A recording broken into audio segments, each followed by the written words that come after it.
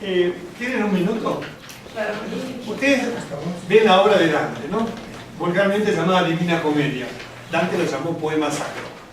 Divina Comedia fue el nombre que le aplicó Boccaccio, que fue el que hizo la exégesis después de Dante. Hasta el canto 17, porque ahí se murió el pobre Boccaccio. Resulta que hay un canto muy famoso, que es el momento del encuentro de Dante con Paolo y Francesca, ¿no lo recuerdan? Canto quinto. Van bajando por el mundo infernal, va Virgilio, que lo va viendo a Dante, y de repente ve que en los suplicios infernales hay una enorme cantidad de almas que van dando vueltas como estorninos y van golpeadas por un viento negro, eso le dice Dante. Y que las almas no tienen posibilidad de quietud, van arremolinadas por un viento negro. Ahí está el tema de Asim Palacio, que estudia la escatología musulmana en la Divina Comedia, porque está el suplicio del Corán, que es el viento negro. Además, dice que las almas nunca se detenían, siempre estaban dando vueltas. Y que a Virgilio le llama la atención que todas esas almas, hay dos que nunca se separan, están pegaditas. Y Dante le dice a Virgilio, querría saber quiénes son esas almas. ¿Cómo puedo hacer para que se detengan? Y Virgilio le contesta, invócales, por amor que las une, que se detengan y ellas se detendrán y te contarán su dolor y su culpa. Y entonces Dante las invoca y las almas se detienen. Todos los trabajos que leí sobre Dante dicen que hay una contradicción dantesca. Dicen, Dante se equivocó porque había dicho que dice la borrasca infernal que Maynard se dice que nunca se detiene, bla, bla, dice se detuvo. Es una contradicción dantesca. Yo escribí una vez un articulito explicando no era una contradicción dantesca, sino al contrario, era una lectura órfica que hacía Dante del episodio, y ese articulito fue increíble la repercusión que tuvo, la cantidad de gente que me escribió de distintos lugares, por lo siguiente, porque Dante dice... Ya se dice, ahora es aquí. Perfecto. ¿Hay algo parecido acá? ¿Dónde está?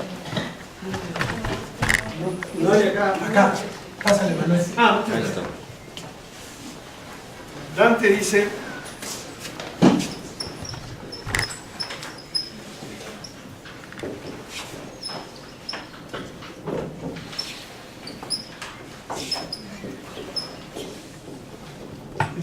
italiano antico, no?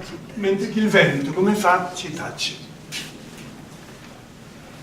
Fíjense que es tan profundo el cantar de la muchacha cuando cuenta la pena del dolor que hasta el viento, que nunca se detenía, dice, hasta que el viento, como hace, calla. Es decir, que era tan profundo, es un canto órfico, que hasta el viento, que nunca jamás se detenía, se detuvo en ese momento para escuchar el canto de dolor que cuenta la muchacha, la pena amorosa.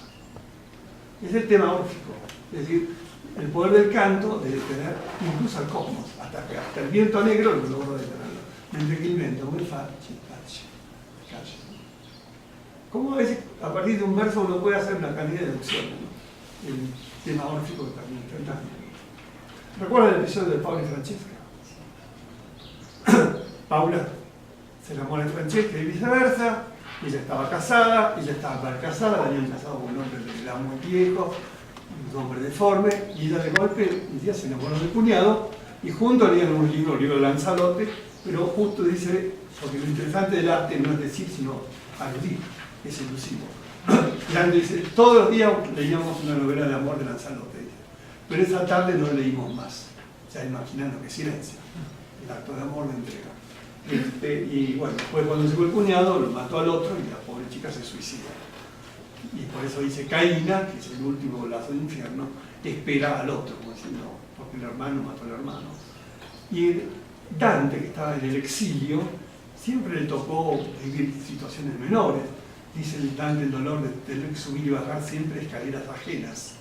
Salvo una vez en que le dieron una función o una misión en la corte de Guido Novello durante el exilio, porque había habido unos líos con los marinos raveneses y lo mandaron a Dante como mediador. Y cuando Dante llega ahí, a la corte de Guido Novello, se da cuenta que toda Ravenna está alterada porque hay una chica que se ha suicidado, que es la sobrina de este hombre, que es esta Francesca. Entonces Dante a eso lo transmuta en un plano amoroso, e inventa la leyenda a partir del hecho real del suicidio de la chica por un acto de amor. Y lo pone en el poema, la inmortaliza, porque hoy día Francesca y Paolo son dos símbolos imborrables, ¿no? Es el gran símbolo de amor, ¿no? Bueno, de nuevo, muchas gracias por escucharme.